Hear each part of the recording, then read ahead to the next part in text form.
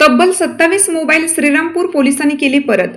श्रीरामपूर शहर पोलीस ठाण्याच्या हद्दीतून वेगवेगळ्या ठिकाणाहून गहाळ झालेले किंवा चोरी झालेले 27 मोबाईल शहर पोलीस ठाण्याकडून मूळ मालकांना DYSP जयदत्त भवर व पोलीस निरीक्षक नितीन देशमुख यांच्या हस्ते परत देण्यात आले।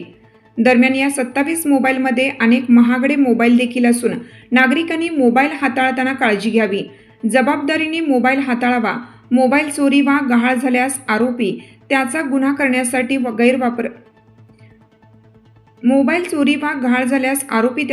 करण्यासाठी गैरवापर करतो, त्यामुळे ही खबरदारी घ्यावी असे आवाहन पोलिसांनी केला।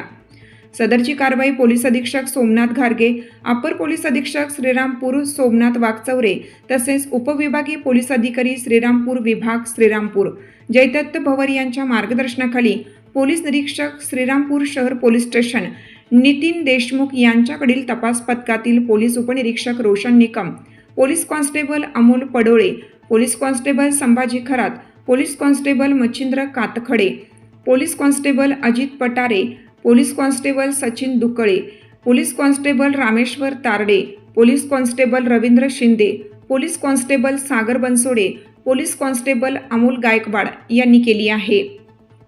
महासत्ता न्यूज, अहिल्यानगर।